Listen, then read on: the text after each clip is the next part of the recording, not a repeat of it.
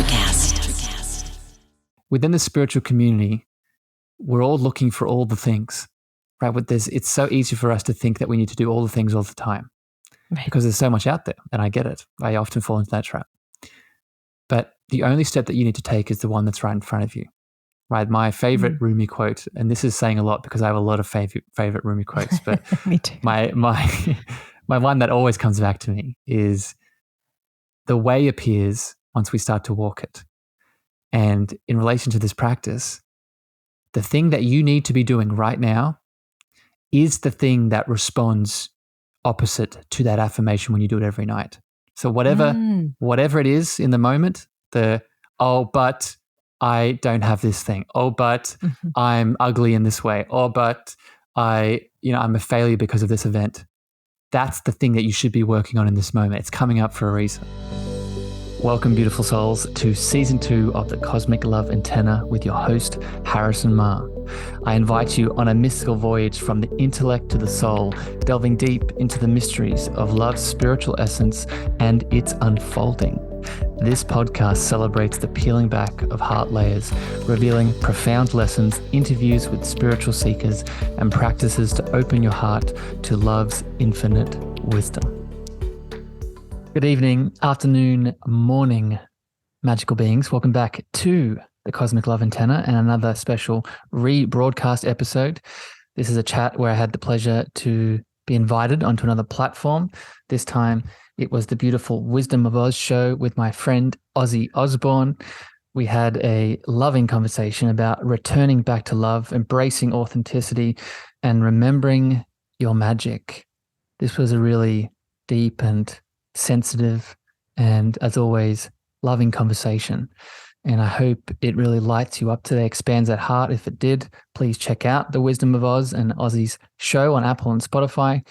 But regardless, get your popcorn, sit tight, and receive the love. Mr. Harrison Marr, welcome to the show.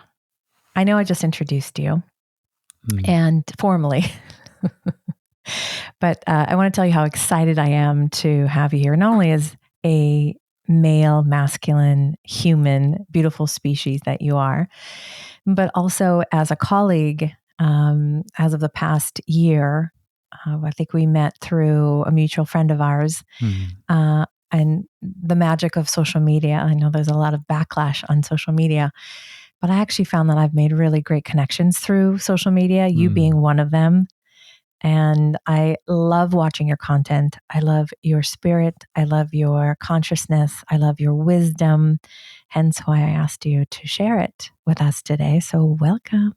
I'm so excited to be here, Ozzy. And much like you, I hold the same love for the tools that we have in our life that are so easily projected negativity on, social media being one of them. And it's like anything. We can either whack ourselves over the head with a tool, or we can project our love into it and attract the people into our world that we deserve. And you're definitely one of those people in my heart too. So it's a pleasure to dance with you today. Oh yeah, we're going to have fun here. We'll do some salsa. We'll do some all the moves. Merengue. Do you have a favorite dance? I'm just curious. Ooh, that's a good question. I'm going to say no. Because, I'm sure we might get into this today, but I still hold a lot of shadows and stories and old programmings around what it means to be a masculine man that dances. So I'm more of a somatic healer. I'll move my body in somatic ways, but when it comes to dance, there's still a lot of resistance there for me. Interesting. What does dance mean to you? Vulnerability. It's the first word that comes up. Vulnerability, sensitivity, connection, intimacy, which I think if people who are following me, I don't really have trouble with all of those things. But I think when it comes in the container of dance, there's something there that is still needing to move through. So, yeah. Well, there's your first challenge. Yeah. Look at that. I'm already got homework.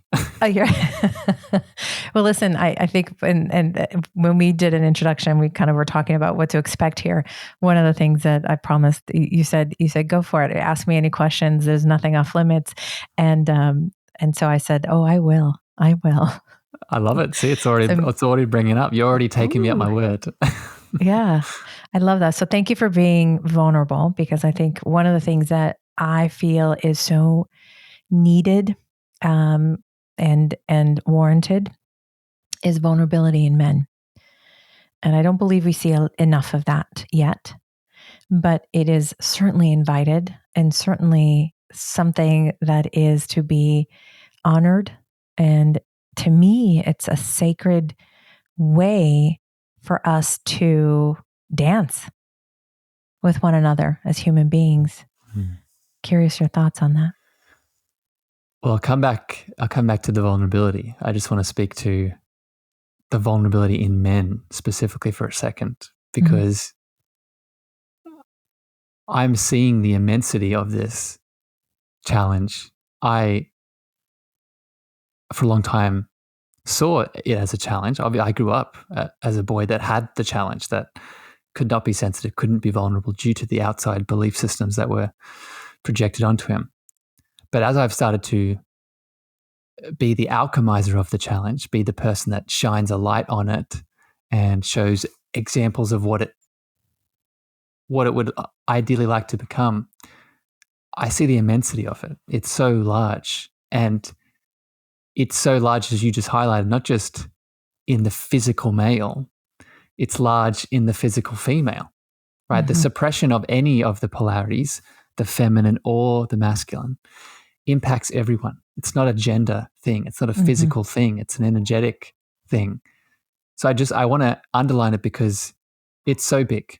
It's so large, but it doesn't mean that us as the individual, when we step into that power, we impact it, right? Just because we're small.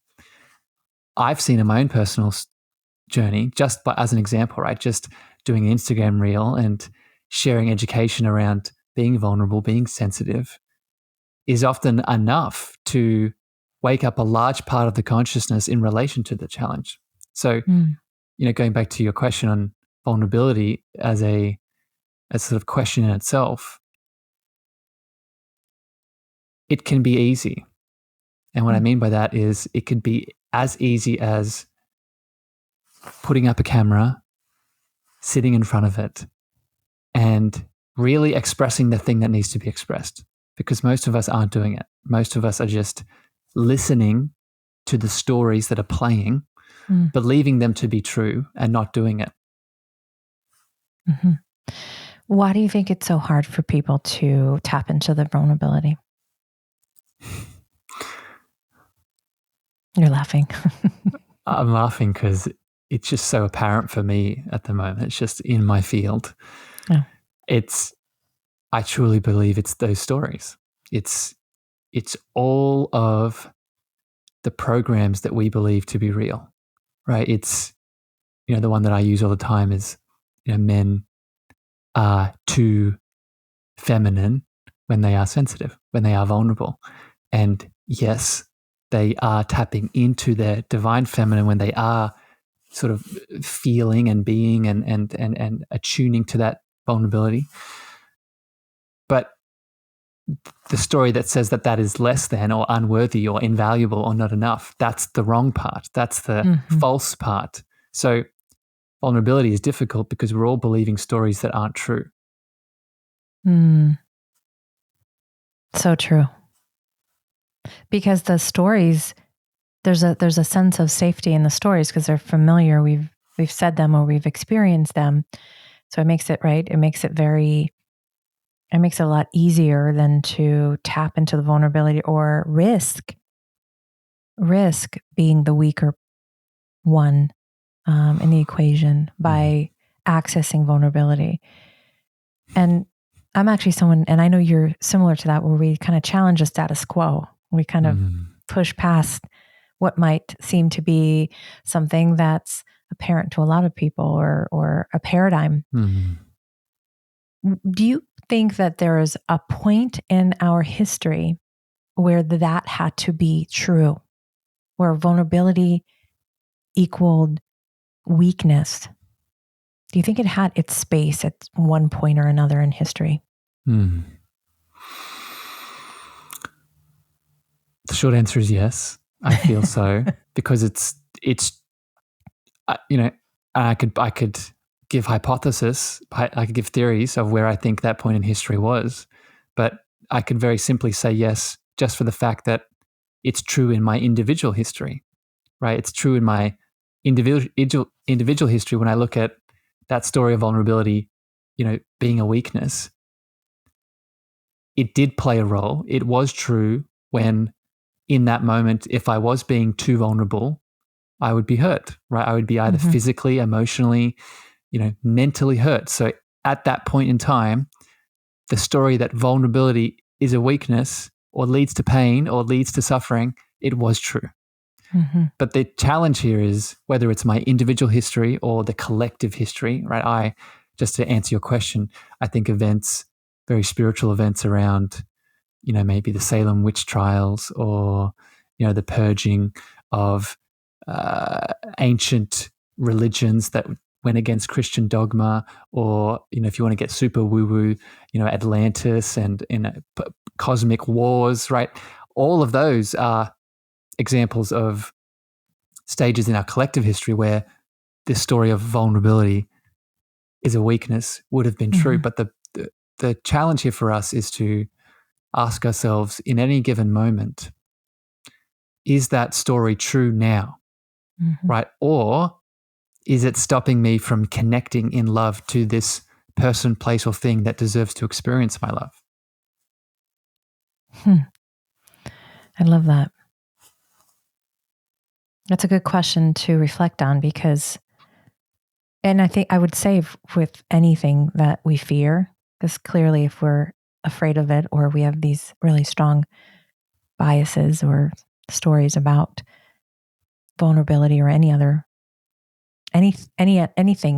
feeling that might be or experience that might feel scary, right? We always come to a point where we have to ask ourselves, is this fear true? And am I willing to risk or go towards love, right? It's always the question between fear and love at the end of the day.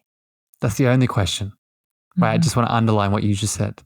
That's when you break down everything, right? All stories, all negativity, all illusion, all pain or suffering, they're the two choices. It's we're either in a state of fear or we're in a state of love.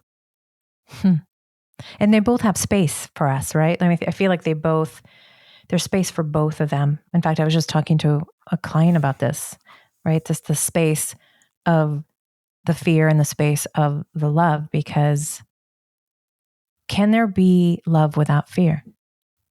I love how deep this is going already. At the deepest of levels, I would say no, because the fear I would equate is synonymous with separation.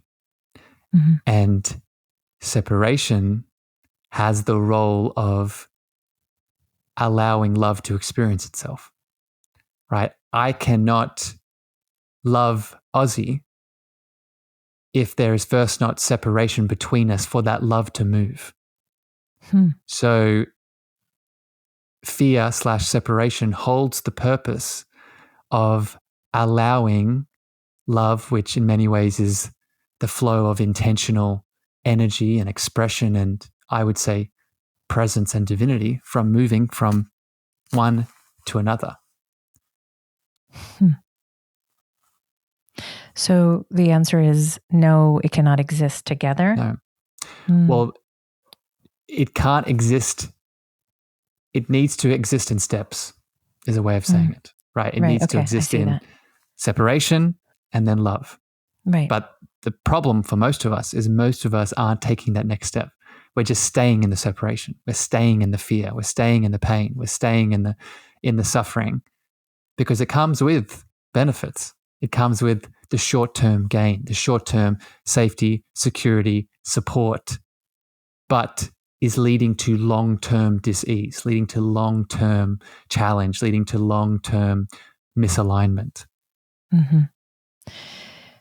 So when we choose fear, it leads us into more separation, more suffering. Yeah. How do you feel about, because there's a lot of work right now about creating intentional suffering for the sake of breaking patterns and breaking through something that's been sort of set in us for a long time. What's your take on intentional suffering? We talk a lot about suffering in general and how it separates us, but intentional suffering for the sake of is, for example, cold baths, right? Or putting yourself in situation, or doing something that right, the exposure therapy oftentimes is considered that. What's your take on that? Yeah, good question. I've never connected these two dots in this way before, so this is interesting. I'm going to tackle it from a spiritual lens because that's really the only way I play at the moment. And I think what we first need to just add a distinction between is pain and suffering, pain versus suffering. I would classify pain as the valuable thing and suffering as the illusion. And what I mean by that is suffering is long-term pain. Suffering is pain that we have not received the communication and the teaching around. So going back to your examples of cold therapy and exercise and fasting and getting in the sauna, right? All of them hold from a spiritual lens. Like we could speak about the physiological things going on all day, right? But let's zoom all the way out to a spiritual lens. From a spiritual lens, they all hold a purpose in the pain they create for as long as we are receiving the education and the communication from that pain. But the moment that pain shifts into long-term suffering, i.e., we're ignoring the communication, we're ignoring the teaching, we're ignoring the expression of the pain, then it becomes unhealthy. Then it becomes unbalanced. Like, let's keep using the example. I'm going to jump into my sauna after this meeting, after this recording, and it will get to a point in that pain of the heat where I'll be sweating so much, where I'll becoming dehydrated. I might become woozy. I might become lightheaded. I could continue to stay in that and receive the pain, but that's when it would become unbalanced, right? I'm not receiving the communication and what my body is telling me. Which is? Get out of the fucking sauna.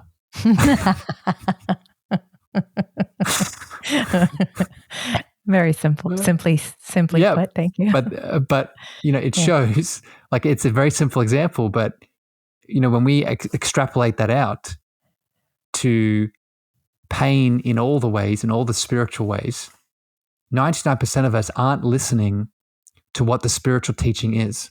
And we keep coming back to that initial pain, but because we don't listen, now suffering is applied and now we become imbalanced. So can you give us an example of what human beings suffer with? Ooh. And then how can they shift from that suffering and the long term and move into short term, get the fuck out of here, and actually extrapolate the information that's coming to us from the suffering? I was waiting for this question. I was waiting for, maybe not the exact way you asked it, but I was waiting for the prompt to share this. So I'll give an example of my life. Over the last week, I experienced within the topic of relationships that I know you're so passionate about. I experienced a very unexpected shift in an intimate relationship I was having, and that unexpected shift brought a lot of unhealed inner child abandonment, rejection, and a lot of feelings of deep sadness, judgment, and I would say guilt. So within your question, that's the pain, right? That's the initial pain that's coming up to Mhm. communicate. What most of us would do, myself included, and ignore the teaching, is we would blame and shame and project onto the outside person that seemingly did this to us. So in my example, this person that in her own way made her own beautiful choice for her own needs that she needed to make. My suffering would be created from me blaming this person, from me projecting that sadness, that anger, those wounds onto her. Mhm. So this is what most of us are doing. Most of us are staying in these, this is just one example, right? Most of us are staying in these painful relationship loops, and we're asking the question simultaneously, why do they keep happening? Why do I Mhm. keep attracting partners that abandon me, that reject me, that make me feel angry, that make me feel sad? Where the alternative here, the solution to move from, to actually listen to the pain and to not suffer, is to understand that this pain is not theirs, that this lesson is for us, that this love that we need to give is to us, is, in my example, my inner child wound of abandonment, my inner child wound of rejection, my emotion of sadness and anger and guilt is my responsibility, that I need to release, that I need to love, that I need to let go of. And until I do that, that pain will keep coming back around and provide me the choice of alchemizing it or continuing to stay in it and to suffer. Mm. That's beautiful. I'm sure, I know I can relate, and I'm sure because that the abandonment pain comes up a lot for me, even with my own kids. And it's so easy to project and to blame and to judge and to hand it over to the external world to fix for me. And it's so hard. Doesn't have to be, but it feels hard to alchemize it. And for those that don't understand the meaning of alchemizing, can you explain that a little bit about what does that look like for someone to alchemize the pain? I'll give a short answer and a more detailed answer. The short answer is you need to love it. Right? You need to love the pain. Yes. You need to love that feeling of rejection, love that feeling of abandonment, love that feeling of sadness, of judgment, of guilt, shame, blame. A more detailed answer from a shamanistic perspective that I hold, each choice that we make in life, like I said earlier, is from two places. Either we make a choice from fear or we make a choice from love. Love is oneness, is unity, is wholeness. Fear is separation, right? Is the other, is disconnected. When we alchemize a piece of ourselves that's still in separation, still in fear, from the shamanistic perspective, these elements are called soul fragments, right? They are fragments of us that aren't totally disconnected, aren't totally separate fully, but they're still in our auric field, our energetic field, being triggered by outside persons, places, or things for us to get our awareness to alchemize. So the image here that helps with the process of alchemy is seeing that piece, adding the love, but then seeing it come into our heart, right? Seeing it come into our light, coming back into our oneness where it really wants to be. So it doesn't want to be separated. No.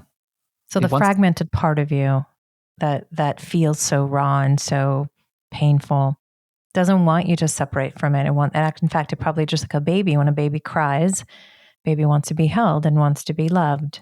Not just like a baby. It is a baby. It is a baby. Right? I often refer to a term to another way to explain this is you want to hold the child, right? And what I mean by that is each of these aspects, these pieces of self, you want to treat them as if they are, as you said, your baby, your child. How would you treat a physical child in your world that has just fallen down and grazed their knee and is crying and is sad and is angry and is all the things, would you blame? Would you shame them? Would you expect them to change? Would you push them? Would you force them? No. You would love them unconditionally, invite them into your heart, and create a space of loving frequency for them to heal. Mm. Or you just tell them to get up and get over. No, no, it's so interesting because I often, when I do reparenting work with my beautiful souls that I work with, that is something that we in order to visualize it, that's one of the visuals that we practice, which is exactly that. It's envisioning the younger version of us that just is crying for either attention or love or whatever it is the child is needing, offering that child that frequency of love and holding the child and just staying there. Right? That's not the easy, I know everyone wants the easy answer and they want the easy solution, which we're used to tapping into, which is the ignoring or sweeping under the rug, or right, we suppress it. We pretend it's not there. Or as my son says, everything's fine. Everything's fine. Everything's fine. Yeah. Or we numb it, right? Yeah. We numb it with an external thing that, again, this goes back to what we spoke about earlier. In the short term, makes us feel good, but in the long term is causing disconnection, more separation, and more misalignment. Yeah. And with disconnection, misalignment in the long term, what tends to happen to people? We don't remember what we actually are. And what I mean by that is we stay in the victim. We stay in everything's out to get us. We stay in the I'm separate. We stay in a life that we don't deserve. Right? We stay not having that beautiful partner that we deserve to have. We stay in not remembering that we are an abundant being and that we have infinite potential inside of us. We stay in the body that's sick and chronically challenged with all of these mystery illnesses. The simple answer to your question is we stay in a life that is full of struggle, right? That is full of walking uphill, right? Pushing a rock uphill. And we don't just stay in it. We think that this is the reality that is. We fall into the illusion that, oh, this is just the way this is I've got a bad card.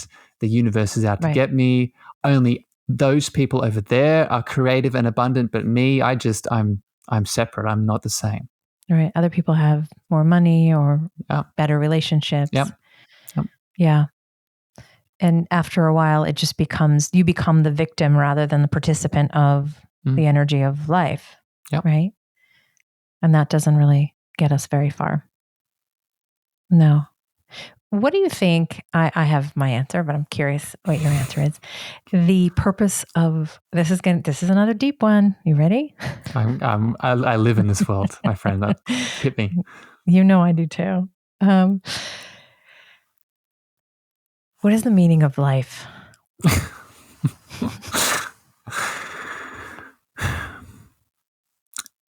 So this has recently changed for me, actually.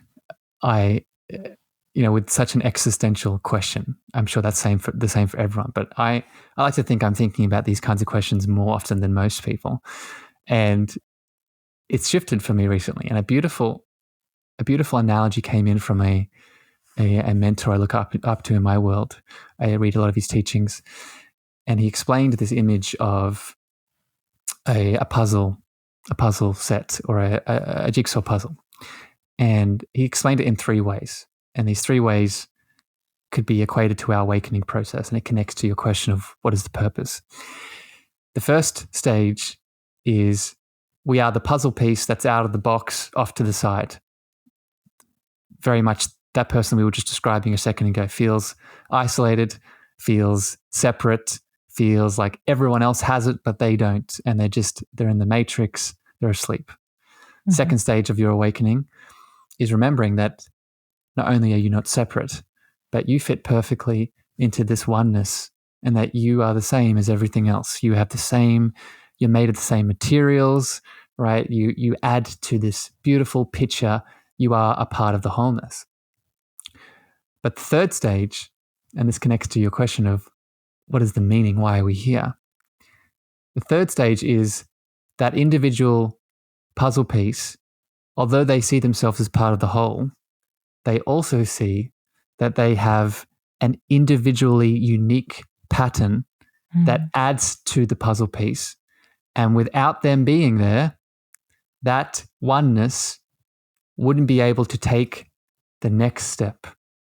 And the next step is the direct response to your answer. The next step is more God, more love, more consciousness, right? We are simultaneously complete, whole, worthy, have all of the answers, and we are expanding, right? We are evolving.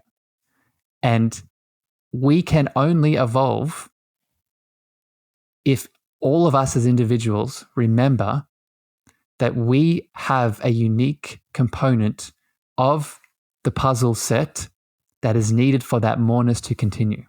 How'd I go with the question? You did amazing, because I've never heard it explained that way. Yeah.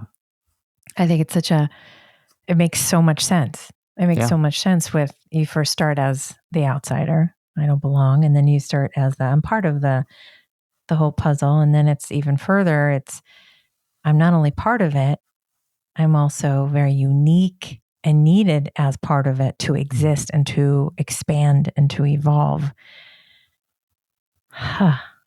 Yeah. I refer to that uniqueness as your unique frequency of love, right? You don't just have a base state of love, you have a base state of unique love, right? And it's your responsibility. And I want to just add a word here. It's your non-expected, non-attached, non-judged responsibility to find that, right? Whether you ignite that frequency or not, you're not judged, right? Because this is the other thing that I've noticed in my journey and people that I support. We get under this illusion. So we wake up, we remember our wholeness, but then we fall under the illusion that we're expected to find that frequency. Like there's something outside of us that's sitting on a cloud that's ticking us off, right or wrong, of whether we step into that uniqueness or not. And this is so important to hear. There's nothing that's doing that. You're not expected to do anything, right? Your life will change and you will see immense abundance, immense beauty, and all the things. But whether you do that or not, there's nothing judging you. There's no pressure to ignite that. And the reason I say that is there are people that are incarnated that their role right now is to not do any of that, right? Their role is to just play their role and to do the things to uphold the polarity of the universe and keep being that puzzle piece that's separate. So whether you're that separate piece or you're that ignited piece that's embodying your unique frequency, you are loved. I usually call them the disruptors. Yeah. Yeah. And there's space for them because and I love that you brought that point up of there's nobody up in the clouds sitting taking off a checkbox of whether or not you're loved or not loved. There's nothing like that. There's no judgment out there that sees that you are wrong or that you are incomplete. But where did we learn that? Where did that come from? Because boy, I know I'm so there with you in the remembering of that your love. I teach that, but yet it's still there. It's still looming, no matter how much work someone participates in. It's still in the back. Yeah. Saying, hi, I'm here. I'm going to remind you. Yeah. I feel that this will probably be the title of my next book, because there's just there's so much to this question. Like, where does this idea of not just separation, because we've talked about, the ego, the mind often plays a role to uphold that separation so we can exchange love and experience each other. But not just that, but the actual idea of that separation coming with condemnation and judgment and you're evil or not. Right? Just at the time of this recording, I released an episode on my show today called, Why You Are Enough. And one of the reasons we don't feel like we're enough is this story of this man on a cloud. And the short answer to where it comes from is most of the world religions. And I want to add a little asterisk, not the religions themselves, the man-made dogma that is infused with fear consciousness, separation consciousness, and the stories within it. So I say that because most religions, all religions, from my experience, the more study I do, have these beautiful mystical foundations that we're talking about of oneness. I have Christ consciousness, you have Christ consciousness, I am the Buddha, you are the Buddha, etc. Right? But then the further you go up the chain in those religious institutions, you find just in different words this thing outside of us judging and waiting for us to sacrifice ourselves to then become whole, to then become complete, to then have the answers we're looking for. So do you think we need to have that part of us that feels the judgment in order to, as long as we take that information as, okay, this is, no? Okay. No, it doesn't need to be there at all. Because but it's there. It's there, but it's an illusion, right? It's another story, right? Going back to what we spoke about at the very beginning. It's another, you asked me, why are we staying in suffering, or why are we staying in this connection? It's because we're believing stories that aren't true. And this is the story, right? Like I just want to underline this. If you believe that there is something outside of you, it could be anything, but let's just keep using this example of a man on a cloud. If you believe there is something outside of you that is judging your every move, wrong or right, let me ask you a question. What is the likelihood that is impacting all the other areas in your world?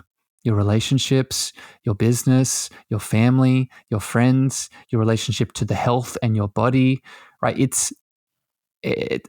I describe it as the core archetype, right? And an archetype is a belief or a persona or a mask that we place on. And this is the archetype. People can look it up. It's referred to as your imago Dei, or your relationship to a higher power. And you can test this right now, where you are in this story, by answering the question: is your higher power outside of you, or is it inside of you? And depending on how you answer that question, you know what work needs to be done. So if I were to say, oh no, it's outside of me, it's bigger than me, then I'm separate. But if I say, no, it's me, because I'm part of it, then I'm in oneness. Yeah. Okay. Yes. And it's you, it's in you, you're a part of it, and it's outside of you. Right? It's everything. Oh, it's all of it. It's all of it. It's not or, it's and. Right? It's another way to describe it is God is either nothing or everything. Everything, yeah. Right? So God is the individual, everything inside of the individual, and everything outside of the individual. Yeah, I just did a post, I think it was last week or maybe 2 weeks ago, that said, I am within me, and everything is within me, and I am within everything. Yeah. Which sort of Same describes thing. A very similar thing. So let's pivot a little bit.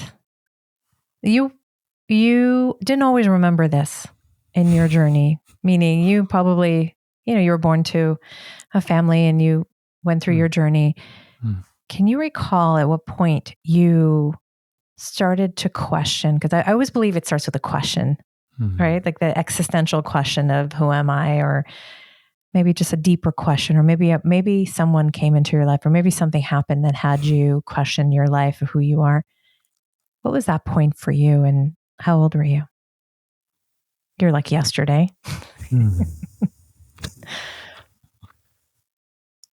Well, I think I've asked this question at multiple points in my life, and I think still there are some points that are waiting to filter up into my awareness, meaning that I'm sure there was a point in my childhood, like as you were asking that question, I was remembering moments when I was walking through a supermarket as a child, and I was tuning into the idea, not the feeling of it at the time, but just the idea of what you just said of, I'm thinking this inside of me, and I have this awareness that I am as the individual.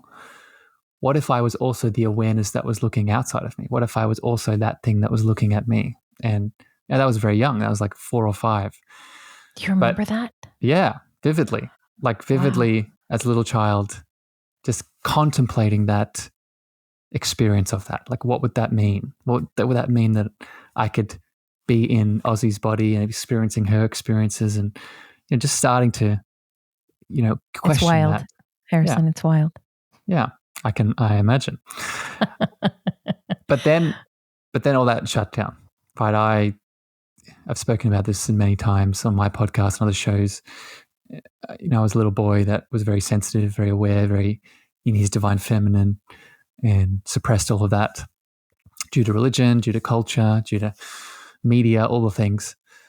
And I only awoke again like 20 years later, 25, 24, due to a series of traumatic events in which, everything was taken away from me, all of the personas and belief systems that I created from traveling and meeting all these people and drinking and partying, all the things. And I was just suddenly taken away in a very traumatic experience.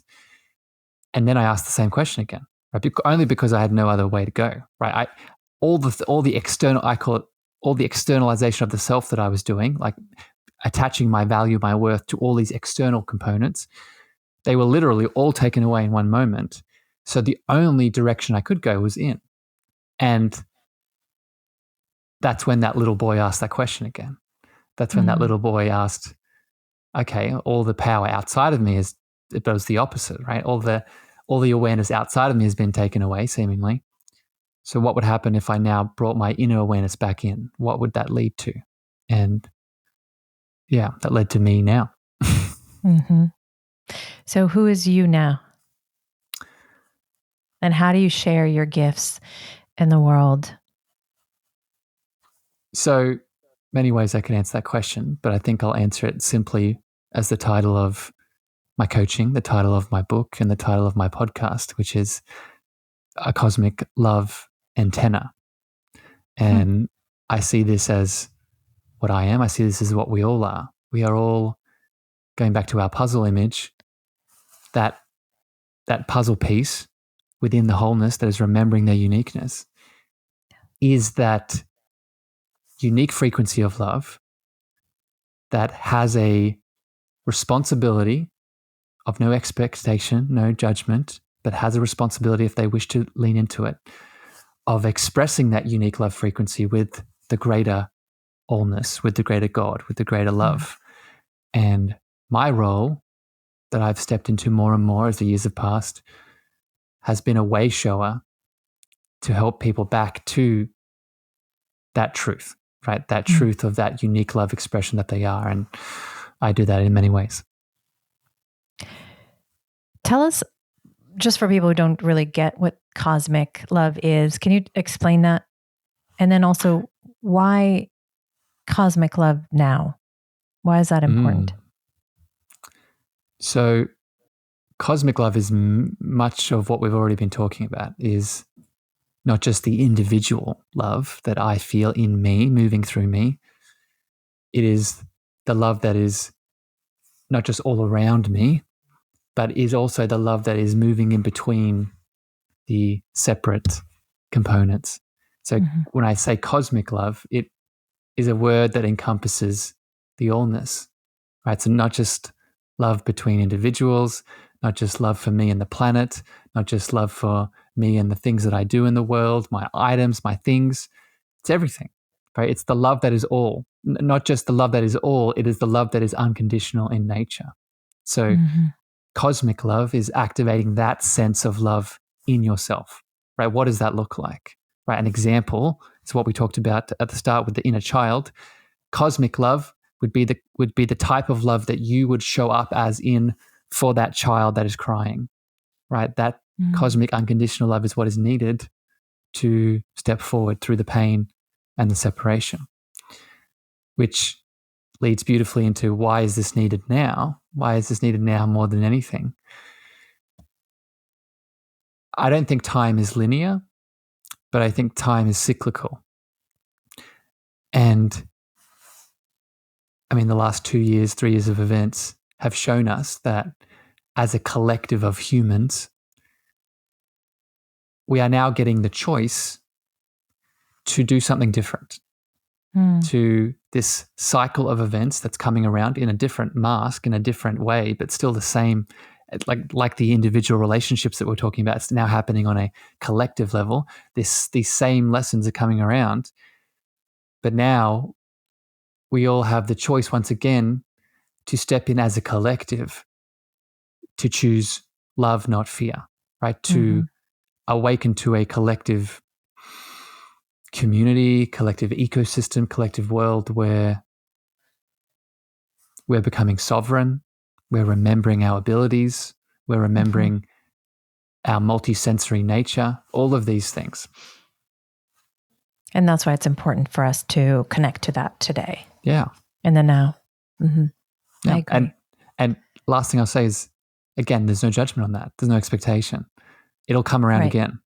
Right? If we all miss this for some reason, we all decide to shut down and go back in. I don't think we will, but we all decide to shut down and go back asleep. It'll come back around in another cycle. I don't think we can. Well, I guess some people can, but I'm seeing in today's time that there's so many disruptions and so many, like there's not even 1 second to even close your eyes and when all of a sudden there's loudness somewhere that awakens or a disruption that awakens us to tap back into our gifts, to connect back to love and to choose love in any given moment, to understand that we are all part of it, all of it. Even what we see is what we, everything we project out, our perception is really just, we're all part of it. And it's hard for people because it's hard for us to understand that I was responsible for what I'm creating.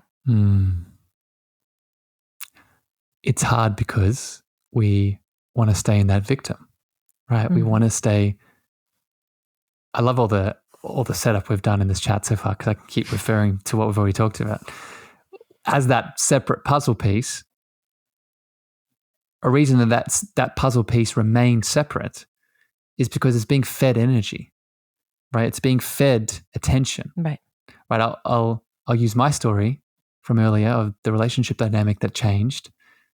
If I decided to stay in the victim and the wounds that were moving through me and the blame, the shame on the external person, I would get so much attention from my friends, my family members. Are you okay? Can I give you anything? Can I give you support? Can I give you love?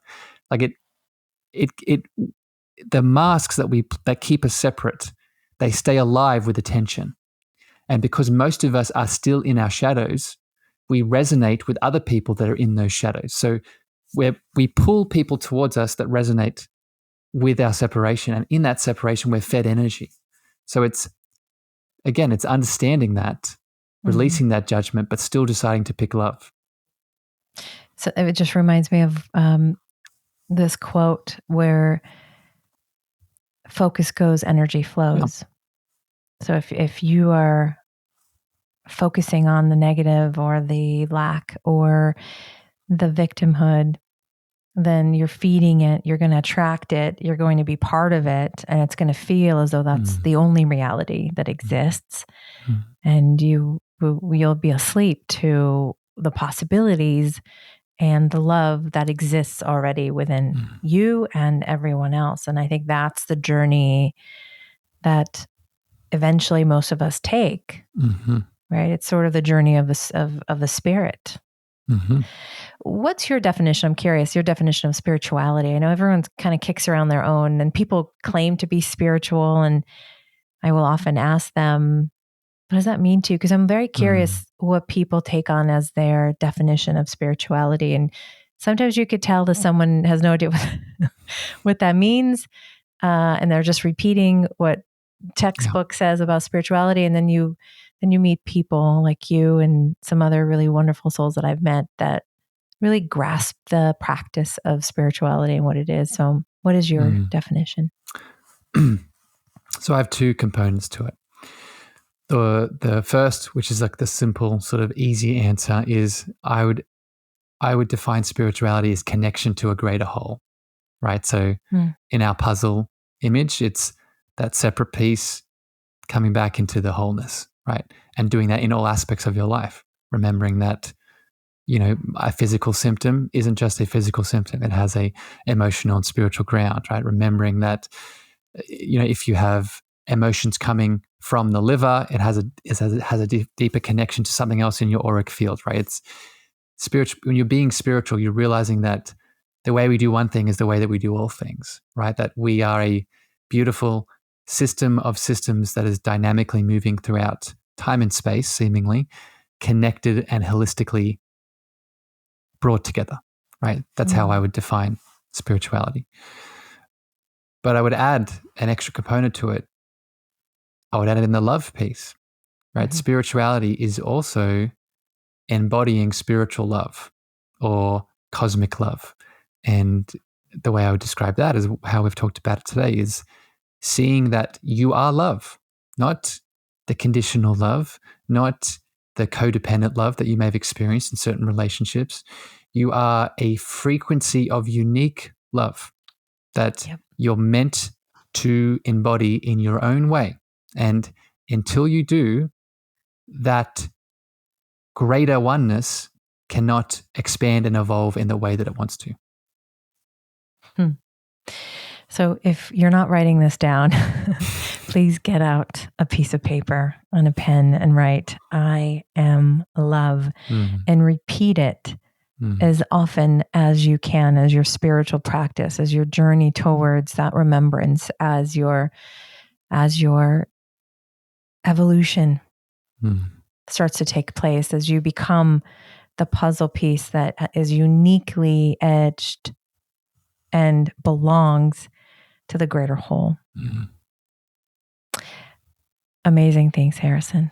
Can I add a piece to that practice? Because you just lovingly highlighted it, and it's so profound, that practice you just described. Because as someone who does it every night, what I've noticed that happens is there are pieces inside of you that don't agree. Right? You'll say on some nights, I am love, or another way I like to say it is, I am all that I am, right? That means that I unconditionally accept myself in all the ways. There will be something inside of you that says, what are you talking about? That, no, I'm not. Or but. But I'm this, or this story. And I just describe that because that's the work, right? We're within the spiritual community, we're all looking for all the things, right? It's so easy for us to think that we need to do all the things all the time. Right. Because there's so much out there, and I get it. I often fall into that trap. But the only step that you need to take is the one that's right in front of you, right? My favorite Rumi quote, and this is saying a lot because I have a lot of favorite Rumi quotes, but me too. My one that always comes back to me is, the way appears once we start to walk it. And in relation to this practice, the thing that you need to be doing right now is the thing that responds opposite to that affirmation when you do it every night.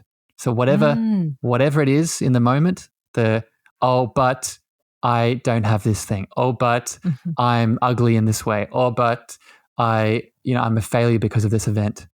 That's the thing that you should be working on in this moment. It's coming up for a reason. Yeah. And I call them, but. I usually have the people that I work with, right, on two columns, right? Like one column is the things that they love, and then but what comes up every time you say something you love or your desire, and the buts are the ones that you get to, that's the work. Exactly. That's exactly where you need to draw information from. Yep. That tells you or gives you that ability to consider a practice that's going to walk you towards enlightenment or fulfillment or joy, all part of love. Again, it's a return back. And you and I both use that. And it's, my program's called The Return to Your Authentic Self. It's exactly that. It's that remembrance. And I think that's why I so resonate with all the things that you share. But how can people, I know how I'm going to write out in the show notes how you can get a hold of Harrison. But tell us what you do in your practice when you're teaching and you're working with clients. What do you do with them? So again, I'll answer this in the short form and then a more extended version. Short form is I hold the current role as a mentor / coach, and my role is to be a beautiful spiritual divine mirror for the people I get to work with, for all of their illusions. And I describe it either as deep emotional pain or spiritual stories of disconnection, right? And we all have them, which most of us aren't analyzing them or bringing conscious awareness. So put simply, that's what mostly I do, right? I'm there to share my experiences, my teachings, my understandings. I have so many that I love to build and share, and tools like you just described with the affirmation. So that's I would say 60% of the role that I play. The other biggest sort of service that I show up is to help this process of remembering and walking home to love and cosmic frequency, all the things we've talked about today, is I take people on deep channeled activations and meditations. And this isn't just a normal meditation where you close your eyes and do some mantras and affirmations. Those are valuable. I do those too. But I consciously connect into different higher consciousness states of myself and channel in a frequency that I then guide and help the person walk through with the sole intention of helping them remember or see or experience or feel or release something that they need to in this moment for their highest good, based off their current intention. And that will change all the time. But that is really the playground that I play in. So it's a combination between channeled activations and then the loving mentoring and coaching. I love that. Do people come to you? I get this too sometimes, but do people come to you thinking they know what they want or what they want to change or what they want to work on? But then there is always, right, there's the as a teacher, there's a part of us that I think that can see beyond that. And then that's the ego usually. I want to make more money. I want a better job. I want a relationship that looks like this, and this. But there are layers, right? There are layers and there's a journey. And while those are things we want, we have to tap into what we desire. And we also have to sift through all the things that you mentioned that you work with your clients on, all the limiting beliefs and the ego and the paradigms and the just what came with you when you entered the world, what came before you, what came through your ancestry. And you sort of, you're right, you take them on this journey. And I love the added component that you do, which is that the meditation that you take, that to me sounds like gold. Well, and that is me expressing when I do that meditative experience and that journey and that channeling component. I am channeling my unique frequency. I am connecting into that puzzle piece that is remembering his unique expression.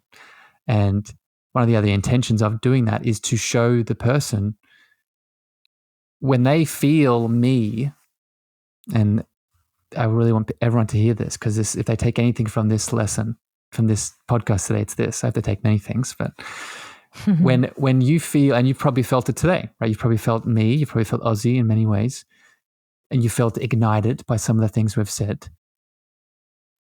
In that moment, when you feel us, it's easy to fall under the illusion that we are giving you something, that the deepest impact is us impacting you. And that too is an illusion. You feel us, but the thing that you are feeling is actually your impulse to step into your own power. The thing that you're feeling is your own desire, your own excitement to also express your uniqueness. Right? Because remember the puzzle analogy. We understand simultaneously that we all have magic, but we also understand that we have unique magic. So going back to my example, when I take people on their journey through my expression of my channel, they feel their own unique frequency being ignited, whether they are consciously aware of it or not. And that too is part of the journey of remembering that you always had magic, but what was different is your awareness of how much you stepped into it. So essentially what Harrison is saying is that you have it in you. There's no such thing as expert, guru, or any of that. We are a mere reflection of what's possible within you that you haven't been conscious to as of late. Because you had it before. You came to this world with all this information and knowledge. You lost it at some point, and now it's time to gain it back. So whatever it is that we're reflecting to you today, think of it as not as what we're telling you to think or do or what we're sharing, but more of consider that this is your own higher self speaking to you through us. Yes. And that's you tuning into the frequency of you. Yeah. I would just add that you need to make a choice there too, right? You have to open to that, right? Yeah. Just like you made the choice to listen to this, you then have to make the choice to respond to how it's making you feel, right? That's why on my show, I love expressing, I love sharing my frequency and teaching and doing all the things, but I always end an episode with, go do the thing that you're inspired about right now, right? Don't do all the things, go do one thing. And each time you do that one thing, you're not embodying me, you're embodying you, your response, your knowing based off me as the stimulus. So go do one inspiring thing today, people. And for those of you who tuned in, thank you for being here. Harrison, always a pleasure to go deep. Our conversations always leave me smiling and feeling love. And for those of you who want to connect with Harrison, I encourage you to do so. And again, the show notes will have all the links so where you can get a hold of him. If you like what you hear and you want to hear more, please like, follow, and share. And also would love your review and your feedback in anywhere you possibly can see that you can do it. We're on all platforms, Harrison and I alike. And Harrison, so much gratitude for you. You're such a gift, not only to me, but to this world. And I so appreciate what you share and the love frequency, the cosmic love frequency that you seem so effortlessly connect to. And you teach us how to do the same. So thank you for being here. My pleasure, my friend. I love you very much. And thank you for having me. Love you too. So happy. And I will see you in the next episode. Thank you, everyone. Thank you for listening to the Cosmic Love Antenna with me, your host, Harrison. If you gained value or this episode hit your heart, please remember to share this out with a friend, a family member, or a lover. You can also leave your love over on Apple reviews and Spotify star feedback, and this helps me spread my frequency to more souls in need. Finally, if you want to connect with me deeper, want to reach out, interested in coaching, please follow me on Facebook, Instagram, TikTok, and LinkedIn at Harrison Meagher, Meagher spelled M-E-A-G-H-E-R. Sending you so much love.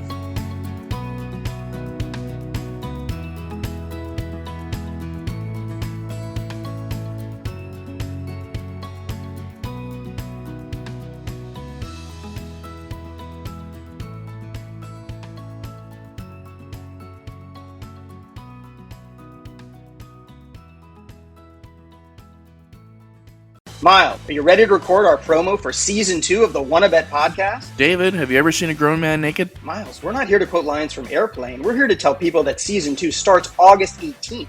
But I like Airplane. I know you do, but Wanna Bet is a sports betting podcast. Each week we bet $1,000 on the NFL teams and games that we love. Well, that sounds like fun. It is fun. And last year you picked over 60% of your games correctly. How'd you do? We're not talking about that. We are telling people that they can find us every Friday. So no more movie quotes. Roger. Electricast.